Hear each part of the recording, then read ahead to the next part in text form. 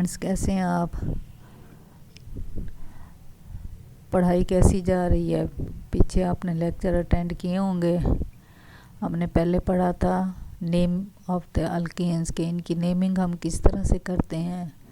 अब ये है कि हमने इनकी प्रेपरेशन करनी है कि हम अल्केन्स को किस तरह से प्रिपेयर करते हैं, इनकी प्रेपरेशन। अब इनको अल्केन्स भी कहते हैं या हम पैराफिन्स भी कहते हैं। Alkanes are the simplest organic compound made up of carbon and hydrogen. क्योंकि ये हाइड्रोकार्बन्स होते हैं तो इसमें कार्बन भी होगी और हाइड्रोजन भी होगी। They have the general formula CnH2n+2। देखिए इसमें जब आप करते हो, सपोज आपके पास मीथेन है, मीथेन में आपके पास आ जाता है CH4। फिर जब आप इथेन करते हैं, इथेन में कार्बन 2 आ जाती है, तो हाइड्रोजन उसी हिसाब से आपके पास 4+2, तो आपके पास कितनी आ जाएगी? 6। इसी तरह से आप पूरे आगे चलते जाते हैं। तो इसका जो जनरल फार्मूला है वो क्या है? CnH2n+2। In these compounds, the 4 valencies of carbon atoms are satisfied by the single bond to either other carbon atom or the hydrogen atom। ये पहले भी मैं आपको बता चुकी हूँ कि अल्केन्स आपके पास कौन से कंपाउंड्स होते हैं, जो होते हैं सैचुरेटेड कंपाउंड्स। तो इनमें क्या होता है कि जो कार्बन की जो 4 वैलेंसीज हैं वो फुली सेटिस्फाइड होते हैं सिंगल बॉन्ड से। कार्बन जो है वो 4 सिंगल बॉन्ड बनाती है। वो कार्बन कार्बन के साथ भी बन सकता है या कार्बन और हाइड्रोजन के साथ भी बन सकता है। They are therefore known as the saturated hydrocarbons, कि हम इनको क्या कहते हैं? सैचुरेटेड हाइड्रोकार्बन्स कहते हैं। Methane is the simplest member of this family. Each carbon atom in alkane is sp3 hybridized. ये हाइब्रिडाइजेशन जो है आपने पहले फर्स्ट ईयर में भी पढ़ी होगी। ठीक है, जो कार्बन होती है, सपोज आप मीथेन को लेते हैं तो मीथेन में जो कार्बन होती है वो क्या होती है? sp3 हाइब्रिडाइज्ड होती है। तो हर ये जो एक S और 3 P मिलते हैं 4 sp3 बनाते हैं, क्योंकि इक्वलेंट हाइब्रिड ऑर्बिटल्स बनते हैं। तो ये कितने बनते हैं? 4 sp3। हर जो sp3 होता है वो हाइड्रोजन के साथ, हाइड्रोजन का s ऑर्बिटल होता है उसके साथ बॉन्डिंग जो है वो करता है। ठीक है, सिग्मा बॉन्ड बनाता है। और इनकी जो शेप आती है वो कौन सी होती है? इसकी CH4 की टेट्राहेड्रल ज्योमेट्री, sp3 की टेट्राहेड्रल आती है। अब इसमें है journal method of the preparation. First है हाइड्रोजिनेशन ऑफ अनसैचुरेटेड हाइड्रोकार्बन्स। अब बेटा इसमें अनसैचुरेटेड का मतलब क्या है? कि इसमें आपके पास अल्कीन आता है या फिर आपके पास क्या आते हैं? अल्काइंस आते हैं। ठीक है, अनसैचुरेटेड में। हाइड्रोजिनेशन का मतलब क्या है? कि इसमें एडिशन ऑफ द हाइड्रोजन होती है। क्या होती है? Addition of hydrogenation. Hydrogenation of alkene और the alkyne in the presence of nickel at 200 to 300 degree centigrade yields the alkane. कि जब आप हाइड्रोजन लेते हैं, हाइड्रोजन जो है वो मॉलिक्यूलर फॉर्म में होती है। जब आप इसमें एक कैटलिस्ट यूज़ करते हैं निकल का काम क्या होता है? जो मॉलिक्यूलर हाइड्रोजन होती है उसको एटॉमिक हाइड्रोजन में कन्वर्ट कर देता है, जो कि इजीली जो है दूसरे उसके साथ अटैच हो जाता है या उनके साथ रिएक्ट कर देता है। अब देखें फर्स्ट इक्वेशन में आपके पास अल्कीन है। ठीक है, ये अल्कीन है। R मीन्स कि ये जनरल उसमें आ जाता है। इसमें एक कार्बन भी आ सकती है, एक से ज़्यादा, जितनी भी आप करना चाहें। फिर यहाँ जहाँ पर डबल बॉन्ड मौजूद है वहाँ पर हाइड्रोजन की एडिशन होती है। एक हाइड्रोजन डबल बॉन्ड की एक कार्बन की तरफ चली जाती है और एक हाइड्रोजन दूसरी तरफ चली जाती है। ये जो डबल बॉन्ड होता है ये फिर ख़त्म हो जाता है, क्योंकि कार्बन की वैलेंसी फिर ज़्यादा हो जाती है। तो कार्बन की वैलेंसी 4 हो जाती है। जब आप हाइड्रोजन ऐड करते हैं तो आपके पास कौन सी चीज़ बनती है? अल्केन। देखिए आपके पास ये जो डबल बॉन्ड था जहाँ पे, वो क्या बन गया? वो सिंगल बॉन्ड बन गया है। और उसी जगह पे जो दोनों कार्बन थे जहाँ पे डबल बॉन्ड मौजूद था, दोनों कार्बन की तरफ एक हाइड्रोजन एक राइट की तरफ और एक लेफ़्ट की तरफ जो है वो चली गई है, रिएक्ट करती है। अब नीचे एग्जांपल देखें, ये सिंपल आपके पास इथीन की एग्जांपल है। इसमें भी वही प्रोसेस होगा कि कार्बन कार्बन डबल बॉन्ड है, तो जो हाइड्रोजन है पहले मॉलिक्यूलर फॉर्म में है, अब ये जो मॉलिक्यूलर फॉर्म में हाइड्रोजन है ये किस चीज़ में कन्वर्ट हो जाएगी, ये एटॉमिक हाइड्रोजन में कन्वर्ट होगी फर्स्ट निकल की प्रेजेंस से। फिर जो है ये किस में चला जाता है, ईथेन में, सिंगल बॉन्ड, ठीक है, ये CH3 सिंगल बॉन्ड CH3। तो इथेन का जो जनरल फार्मूला होता है वो होता है C2H6, तो ये C2H6 बन जाएगा। Hydrogenation can also be carried out with platinum or the palladium at the room temperature, but they are expensive than that of the nickel. The method is of the industrial importance. Production of vegetable ghee by the catalytical hydrogenation of vegetable oil, unsaturated fatty acids is an example of the application of this method in the industrial scale. कि जो hydrogenation का process होता है वो जो आप vegetable घी बनाते हैं तो वो भी इसी तरह से हाइड्रोजनेशन के प्रोसेस से होता है। नेक्स्ट आपके पास है from the alkyl halide. Alkyl halide का जो जनरल फार्मूला होता है वो होता है RX, ठीक है, RX। ये देखिए नीचे आपके पास फार्मूला है अल्काइल हेलाइड का RX। फिर इसमें आपके पास आ जाता है जिंक, ठीक है, इन the presence of the acid आपके पास आ जाता है एक्वस एसिड आपके पास आ जाता है। तो एक्वस एसिड में आपके पास हाइड्रोजन आयन भी बनते हैं और आपके पास हेलोजन आयंस भी बनते हैं। ये जो अल्काइल हेलाइड है जिंक की प्रेजेंस में, ठीक है, ये रिएक्ट करता है इन the presence of the aqueous acid, zinc के साथ रिएक्ट करता है। तो आपके पास ये क्या बनेगा, ये बनेगा RH, ठीक है, जो बॉन्डिंग है वो R की और X की, अल्काइल हेलाइड की बॉन्ड जो है वो ब्रेकअप होता है।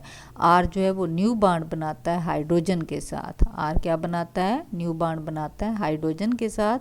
और जो X होता है, X हेलोजन्स होता है, वो जिंक के साथ बनाता है। अगर ब्रोमाइड है तो जिंक ब्रोमाइड बनेगा, क्लोराइड है तो जिंक क्लोराइड, आयोडाइड है तो जिंक आयोडाइड बन जाएगा, ठीक है, ZnX2।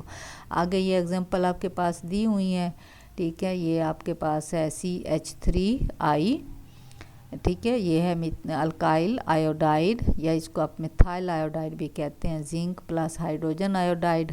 तो ये जब करेगा हाइड्रोजन जो है वो आयोडीन की जगह बॉन्ड जो है वो मिथाइल आयोडाइड का बॉन्ड जो है वो ब्रेकअप होगा और वहाँ पे जो न्यू बॉन्ड बनेगा वो हाइड्रोजन के साथ बनेगा। तो ये क्या बन जाएगा, मीथेन प्लस आपके पास क्या आता है, जिंक आयोडाइड। उसके बाद आपके पास नेक्स्ट एग्जांपल दी हुई है, ठीक है, इसमें भी आपके पास क्या आ जाता है, 2-ब्रोमोब्यूटेन, ठीक है, 2-ब्रोमोब्यूटेन। इसमें आपके पास ये जब आप करते हो जिंक प्लस HBr तो इसमें में आपके पास क्या आता है, CH3CH2, ठीक है, फिर CH2, उसके बाद आपके पास आ जाता है CH3 plus zinc bromide. Next आपके पास आ जाता है alkanes can also be prepared from the alkyl halide using platinum charcoal as a catalyst. ये देखें अल्काइल हैलाइड RX है, ठीक है, इसके बाद इसमें आप हाइड्रोजन ऐड करते हैं इन the presence of the platinum catalyst, तो आपके पास क्या बनता है, अल्केन, ठीक है, RH क्या बनता है, ये अल्केन होता है, प्लस आपके पास हाइड्रोजन हैलाइड बन जाता है। नेक्स्ट आपके पास आ जाता है D carboxylation of the monocarboxylic acid. अब आपके पास जो कार्बोक्सिलिक एसिड का फार्मूला होता है वो होता है RC OH, ठीक है, RCOOH। ये देखिए नीचे जो आपके पास बना हुआ है ये है उसका साल्ट, कार्बोक्सिलिक एसिड का साल्ट आपके पास आ जाता है, यानी यहाँ से जो एक हाइड्रोजन होती है वो सोडियम के साथ रिप्लेस हो जाती है, ये साल्ट है, साल्ट ऑफ द एसिड, ठीक है, RC≡O पर नेगेटिव चार्ज, सोडियम पर पॉजिटिव चार्ज, प्लस आपके पास क्या आ जाता है, sodium hydroxide in the presence of the quick lime, ठीक है, क्विक लाइम की प्रेजेंस में। और कास्टिक सोडा जो सोडियम हाइड्रोक्साइड है ये कास्टिक सोडा होता है। तो आपके पास ये जो बनेगा ये बनता है RH प्लस सोडियम कार्बोनेट। ये जो इसका रिएक्शन अगर टोटल आप लिखते हो तो आपके पास ये बनेगा। फिर नेक्स्ट एग्जांपल देखिए नीचे, सोडियम प्रोपिनेट। प्रोपिनेट मीन्स आपके पास 3 कार्बन की चेन आ जाती है, इसको आप क्या कहते हैं, सोडियम प्रोपिनेट। ये फार्मूले का नाम है, यानी साल्ट था, इसको फिर हमने इसमें ये एसिड था, एसिड का हमने साल्ट लिया, उसके बाद इसका सोडियम हाइड्रोक्साइड के साथ रिएक्शन हुआ तो ये क्या बन गया, ईथेन CH3, उसके बाद सोडियम कार्बोनेट। नेक्स्ट है आपके पास कोल्ब इलेक्ट्रोलाइटिक मेथड। ये इम्पॉर्टेंट मेथड है और अक्सर शॉर्ट क्वेश्चंस में भी आता है, इसको आपने अच्छी तरह से करना है। लॉन्ग में भी आता है, ये लिखा हुआ भी है कि लॉन्ग क्वेश्चन भी इसका आता है, तो इसको आपने अच्छी तरह से करना है। When a concentrated solution of sodium और potassium salt of a monocarboxylic acid is electrolysed and alkane is produced.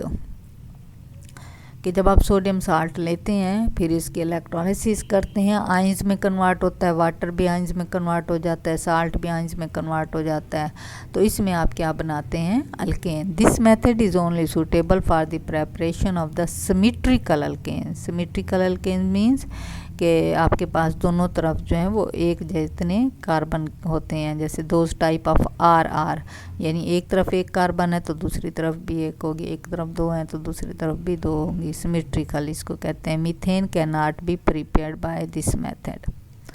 अब ये देखिए नीचे इक्वेशन है, इक्वेशन में आपके पास है 2RCOO Na, ठीक है, ये साल्ट हो गया, सोडियम साल्ट प्लस वाटर, तो आपके पास जो है ये अल्केन बनता है RR मीन्स कि जितनी कार्बन उधर आपके पास होंगी इतने ही इधर आएंगे, plus carbon dioxide plus sodium hydroxide plus hydrogen. अब ये है कि इसकी जो आपके पास मैकेनिज़्म है वो क्या है कि सबसे पहले आपके पास सपोज हम पोटाशियम साल्ट लेते हैं, when potassium salt of acetic acid is electrolysed, acetate ion migrate towards the anode gives up 1 electron to produce the acetate free radical।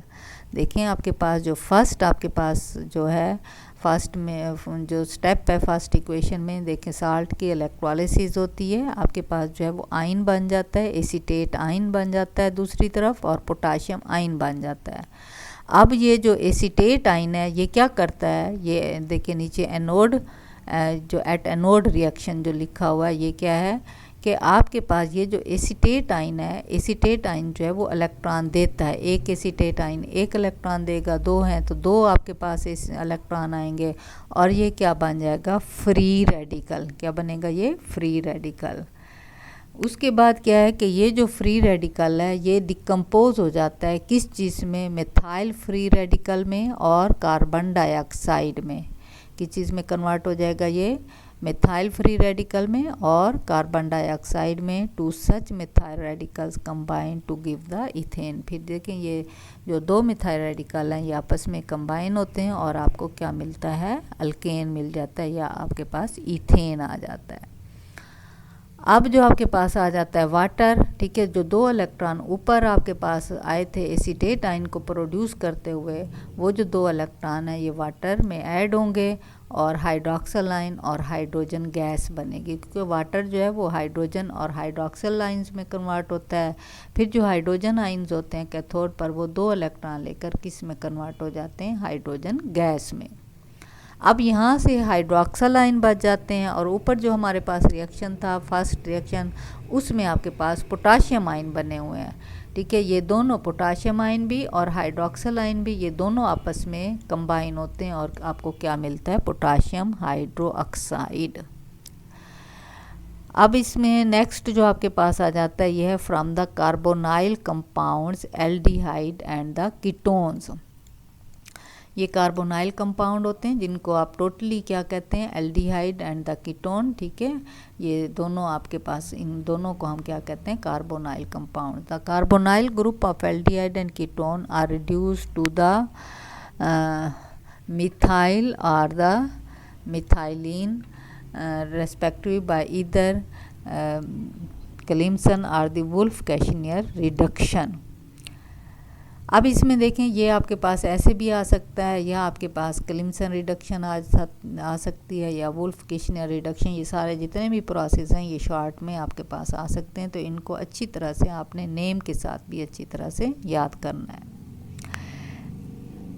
In the former reactions ketone is reduced to an alkane using zinc amalgam and hydrochloric acid, whereas in the later aldehyde is reduced to alkane with the hydrazine in the presence of KOH।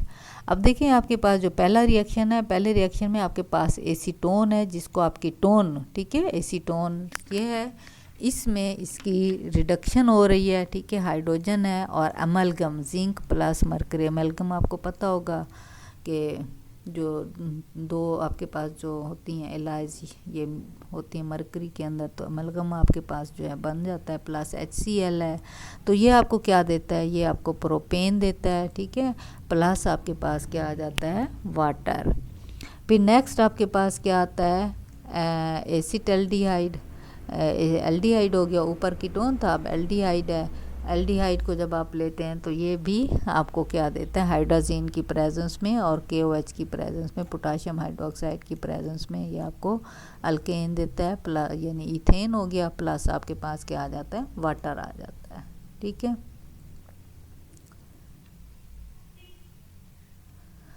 फिर है from the Grignard reagent. ये हम आगे एक chapter है Grignard reagent का, लेकिन आपको मैं यहाँ बता दूँ इनका जो जनरल फार्मूला होता है वो होता है RMgX, ठीक है। अब यहाँ जो हम ग्रिगनार्ड रिएजेंट ले रहे हैं वो आपके पास आ जाता है CH3MgBr, ठीक है। ये सिंपलेस्ट आपके पास ग्रिगनार्ड रिएजेंट होता है। Alkyl halides react with the anhydrous ether with the magnesium to form the alkyl magnesium halides known as the Grignard reagent. They decompose on treatment with the water or dilute acid to give the alkanes. अब देखें CH3MgBr plus water है, water के H positive OH negative ion है, फिर इसका जो reaction होता है यहाँ पे मीथेन बन जाता है, ठीक है। फिर मैग्नीशियम है, मैग्नीशियम के साथ ब्रोमाइड की बॉन्डिंग पहले से मौजूद थी, तो न्यू बॉन्डिंग क्या होगी, हाइड्रोजन वो हाइड्रोक्सल आइन की हो जाएगी, ठीक है। उसके बाद आपके पास नेक्स्ट है, देखें इथाइल मैग्नीशियम ब्रोमाइड है, इसका जब आप करते हैं तो आपके पास उसी तरह से क्या आएगा, CH3 बन जाएगा, ठीक है, इथेन बन जाएगा ये, और फिर उसी तरह से MgBr की बॉन्डिंग ब्रोमाइड की बॉन्डिंग पहले से है, और हाइड्रोक्साइड जो है वो इसके साथ बॉन्डिंग जो है वो दोबारा बना देगा। उम्मीद है स्टूडेंट्स आपको समझ आ गई होगी। अगर फिर भी कोई प्रॉब्लम है तो आप मैसेज करके मुझसे पूछ सकते हैं, और अपनी अटेंडेंस आपने लाजमी लगानी है, ठीक है। ओके, अल्लाह हाफिज़। और इन रिएक्शंस की प्रैक्टिस करनी है, जितनी आप प्रैक्टिस करेंगे उतना आपका फ़ायदा होगा, आपको उतनी ही समझ ज़्यादा आएगी। ओके, अल्लाह हाफिज़।